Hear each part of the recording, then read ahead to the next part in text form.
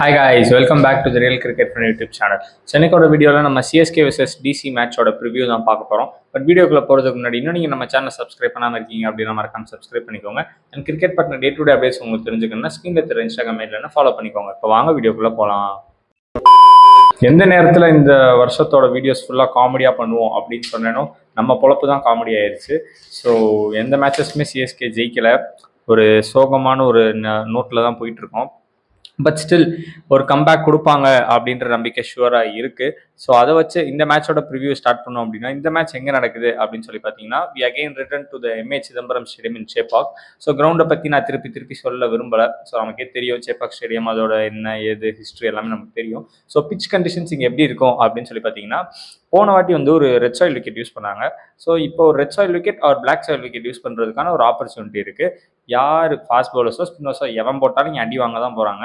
So கண்டிப்பாக ஒரு key point எப்படியாவது ஃபாஸ்ட் பவுலர்ஸோ ஸ்பின்னர்ஸோ தப்பிக்கிறதுக்கு என்ன வாய்ப்பு இருக்குது அப்படின்னு பார்த்தீங்கன்னா ஒரு ஸ்லோவர் டெலிவரிஸ் போடுற ஒரு ஃபாஸ்ட் பவுலர்ஸ் ஆர் ஒரு குட் கண்ட்ரோல் இருக்கிற ஒரு ஸ்பின்னர்ஸ்க்கு தான் இங்கே வந்து கொஞ்சம் எப்படி சொல்ல கண்டெயின் பண்ணுறதுக்கான வாய்ப்பு இருக்குது. விக்கெட் எடுக்கிற ஆப்பர்ச்சுனிட்டிலாம் சுத்தமாக கிடையாது.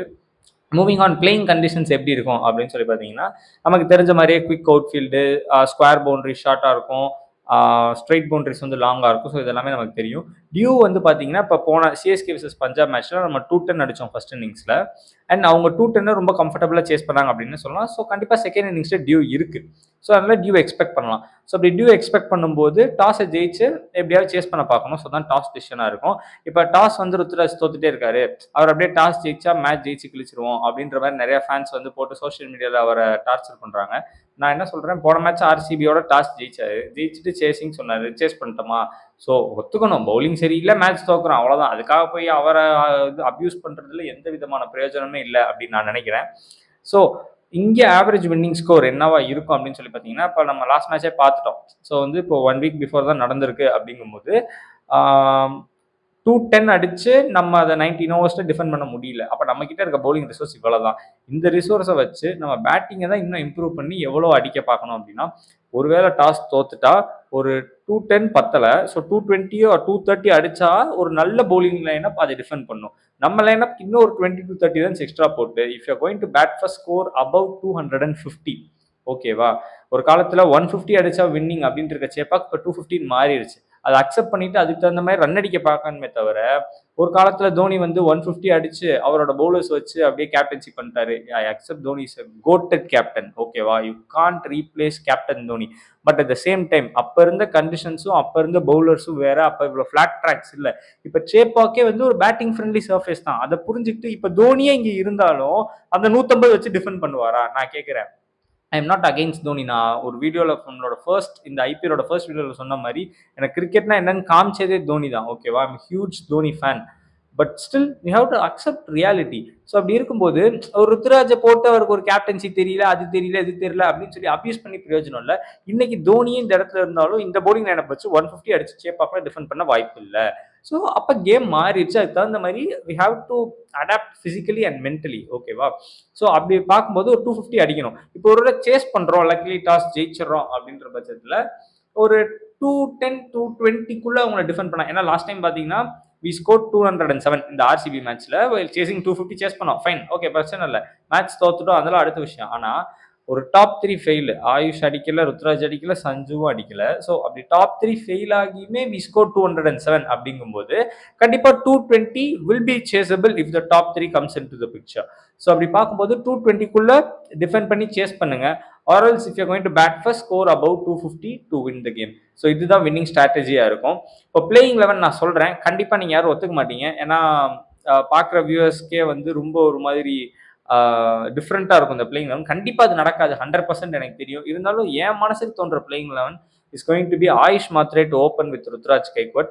Number 3 wicket keeper Urvil Patel. Number 4 Sarfaraz Khan. Number 5 Dewald Brevis திருப்பி வராரு அப்படின்ற நியூஸ் நமக்கு தெரிஞ்சிருக்கும், உங்களுக்கும் தெரிஞ்சிருக்கும். So he will be slotted in at number 5. Number 6 is going to be Shivam Dube. And number 7 the X factor of CSK. எனக்கு தெரிஞ்சு இந்த சீசன்ல ஏதாவது ஒரு மாற்றம் இருக்குன்னா அது அவரால் வரும் அப்படின்னு நான் நம்புற ஒரு player personally it is going to be Ramakrishna Ghosh.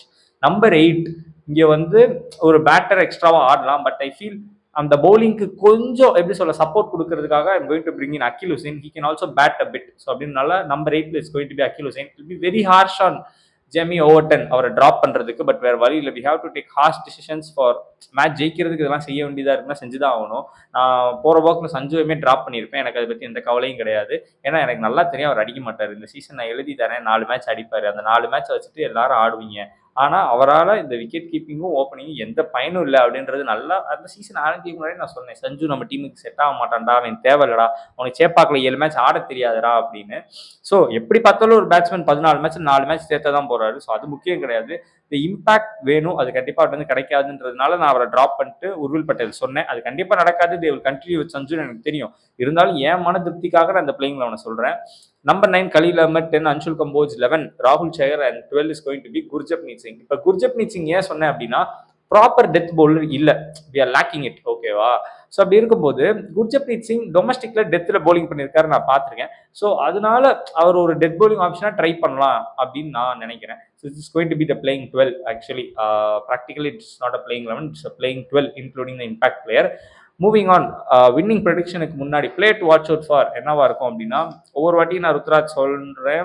Sir first match நான் சொல்லலை, செகண்ட் மேட்ச்சுக்கு நான் சொன்னேன், அது நடக்கலை. தேர்ட் மேட்ச்சுக்கு நம்ம ரிவ்யூவே பண்ணலை, ஸோ அதனால் நம்ம சொல்ல முடியல. But at the same time I am having a cut feeling. நான் இந்த வாட்டி எப்படி சொல்ல, அடிக்கணும்னு ஆசைப்படுறேன்றது வேற, அடிப்பாருன்னு எழுதி தரேன்றது வேற. நான் எழுதி தரேன், இந்த வாட்டி ருத்ராஜ் கண்டிப்பாக ரன் அடிப்பார். He will take us to இந்த ஒரு 6th trophy. I have huge belief in him. So சிஎஸ்கேலேருந்து it is obviously going to be Ruturaj. And டிசிலேருந்து பார்க்கும்போது கேஎல் ராகுல் இப்போ தான் ஒரு 92 ரன்ஸ் அடிச்சு அப்படி ஃப்ரெஷ்ஷாக வராரு. ஸோ கரெக்டாக நம்ம மேட்ச்சுக்கு முன்னாடி தான் எல்லா பிளேயர்ஸும் ஃபார்முக்கு வருவாங்க. So I personally like KL ராகுல் very much. So it is going to be KL ராகுல் ஃப்ரம் டிசி. வின்னிங் ப்ரெடிக்ஷன் வந்து ரொம்ப க்ளோஸ் கேம் தான், very very close game. Because பார்த்தீங்கன்னா they have very good bowling lineup. ஓகேவா? இப்போ நம்ம கிட்ட இருக்க கலீல், கம்போஜ் அண்ட் நம்ம 11 படி இருக்கிற ஒரு குர்ஜப்னீத் சிங் வித் அடிஷ்னலி ராமகிருஷ்ண கோஷை விட they have Mukesh, Ngidi and Natarajan. So அது ஒரு பெட்டர் லைனப் தான். அண்ட் ஸ்பின்னர்ஸ்மே பார்த்தீங்கன்னா அகில் ஹுசைன், ராகுல் சஹர், நான் சொல்கிறேன் அது அவங்க ஆட போகிறது இல்லை.